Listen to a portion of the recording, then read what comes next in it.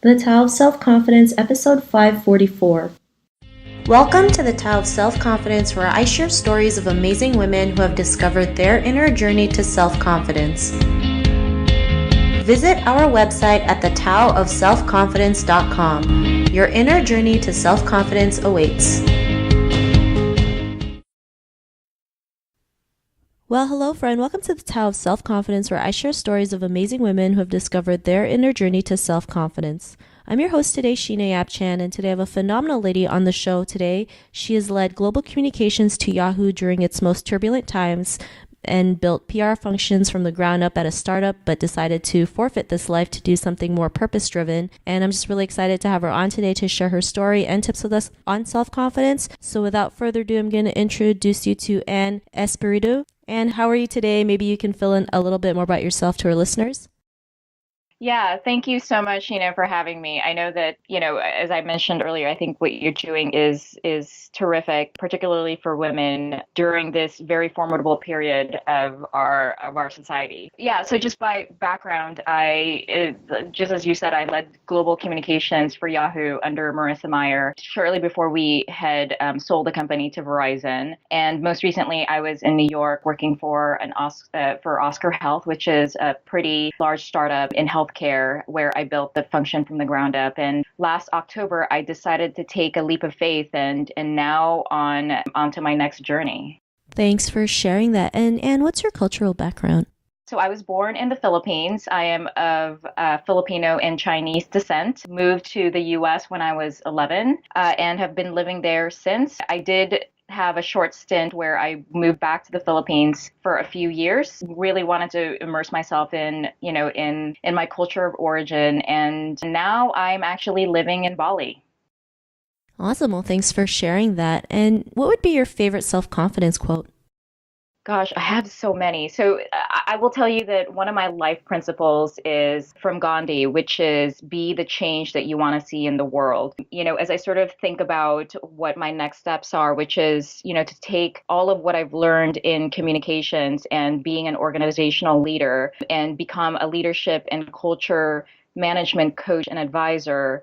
I sort of think about, what do I need to do from here on forward? And, one thing that I've been very focused on is doing some inner work. I think oftentimes we get focused on being human doings as opposed to being a human being. And I think, the work has got to start from the inside. And from there, we can start to see some transformations happen in our external world. Thanks for sharing that great quote. And in your own words, how do you define self-confidence? I would say that self confidence is anchored on the belief we have about ourselves. I think oftentimes we, focus a lot in trying to find validation from accolades and recognitions, from career, from other people and the way that they feel about us. And I think that's great. And I think those things are just a natural part of living. But if you really want to find self confidence that's sustainable and that's really anchored on your inner truth, we really have to start changing the way that we believe about ourselves. Because if we can't recognize that language for ourselves, there is no amount of validation from other people or from recognitions that will really fill that sense of value and sense of self-worth. Thanks for sharing that great definition. And I also believe confidence really does start with that belief in yourself, because if you don't believe in yourself, like, you're not going to go out there and take action in what you want to do or what you're passionate about. So it's really important to have that belief that you can do anything, that you have what it takes to go out there and do it. So thanks for sharing that. And what was your life like before your discovery of self-confidence? It's so interesting, right? Because just sort of drawing from that same concept, when I became the global communications leader at Yahoo, there was a huge gap that I had to fill because it was just one of the hardest jobs that anyone can ever take in a communications role because it was literally one crisis after another every single day. But eventually, because women are so much more capable than we all think, I was able to really bridge that gap and started to become the leader that I was meant to be But, despite the fact that I was, doing really well at work, I was getting the recognition, through promotions and through, just validation from my team and obviously the CEO, Marissa Meyer. It didn't matter because I was sort of stuck in this obsessive questioning of my own self-worth. And I think, it's really important for us to really start believing in ourselves that we hold infinite power in our hands, and that's how God created us. And it's really important for us to be able to tap into it ourselves. But it has to start from changing the way that we think about ourselves. Thanks for sharing that. And I think that's something we all face, that worthiness, no matter, how many awards you win, the recognition you get, there's still that question, like, am I still worthy? Like, why am I getting all these accolades, right? Or these awards or being named, certain titles? Like, we still in the back of our head feel like we're not enough. We have to keep doing more and more and more, not realizing like we are more than enough. And, things happen for a reason. Like, we've worked hard for it. We've gone after it. It's just that we're not used to getting, that recognition sometimes, because as women, especially as Asian women, we've been taught to just be in the background, never make any noise, never have attention to yourself. So it's sometimes really hard for us to accept some of these things. And what was that point in your life when you realized you are more than worthy to go out there, especially making a recent life change? What was that aha moment?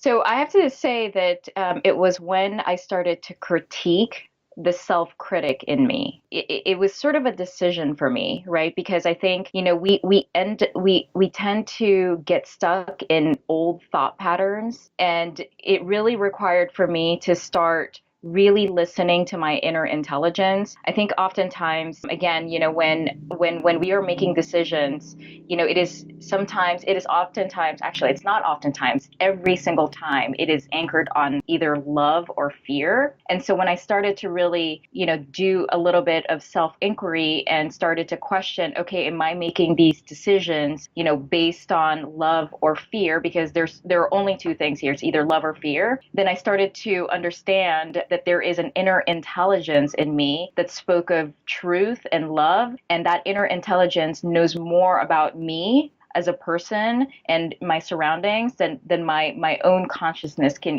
even fathom. And so, I think that it was really when I started to really quiet down my thoughts, which is really where our inner critic stems from. And I started to really tune in to my heart and to my intuition, that I start to see that transformation come to fruition in my external world. Thanks for sharing that. And it's great how you mentioned, most of us, we fear a lot of stuff, right? And most of our decisions are based on fear, right? Because we're too afraid to go out there and do something different. We're too afraid if people make fun of us or talk about us or think we're crazy. And when we can learn to, like you mentioned, make decisions based on love, because, you're worthy to go out there and go after it, or, you have that capability to create something wonderful, then you just, go for it, right? It's not always easy. And sometimes it's like the road less taken, but it's worth it in the end, right? And because you've done that inner work, it makes things a lot better. And because of that, what's your life been like now? Freedom. I mean, the freedom that I feel today, it's absolutely indescribable. I will say that, I have a less propensity to people please. I think oftentimes when we feel we are short on love, we want to get that love from elsewhere. But in reality, that love already exists, within us. And when we are trying to source love from other people, it actually just means that we need to start loving ourselves. Because, at the end of the day, what we really need to be doing is doing more self-care. Because if we cannot simply recognize other people's love if we have not taken the time to actually learn to recognize that language for ourselves. So self-care and self-love is paramount. It has to start from there. And I think, these days I'm really focused on making sure that I am whole first before I can serve other people. And it's been amazing. It's been such an amazing journey for me. If anyone there is even thinking about taking a break from their careers just to rediscover who they are, I would highly, highly recommend it. It is one of the most transformational things I have ever done, and I do not regret it one bit.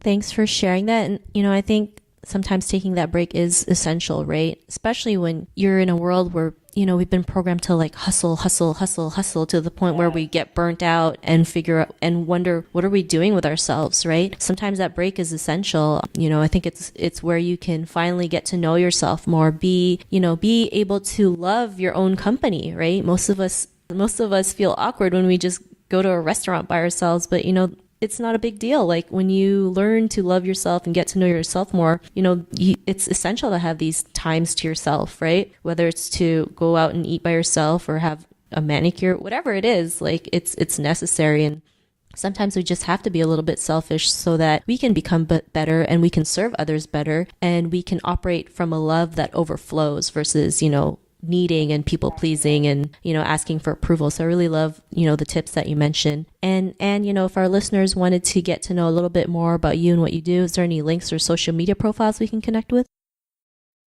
Honestly, right now I'm very focused on my next venture, which is really starting this new venture around leadership and culture coaching and advising. I've actually just landed my very first few clients, and so I'm very, very excited about that. But yeah, they can catch me on Facebook and obviously Instagram, because everyone's on Instagram these days. And I just, I want to encourage everyone, if there's one advice that I want to offer out there is, ladies, start depositing in your Brave Bank. And when I say depositing in your Brave Bank, I really mean, becoming brave doesn't just happen overnight. It starts with the small steps, and from there you get braver and braver every single day. And when I say small steps, I mean, raising your hand in a meeting, eventually turns into you making a leap of faith and starting your own business. But there's lots of steps that needs to be taken before you can start your business. And that requires for you to, again, deposit in your Brave Bank.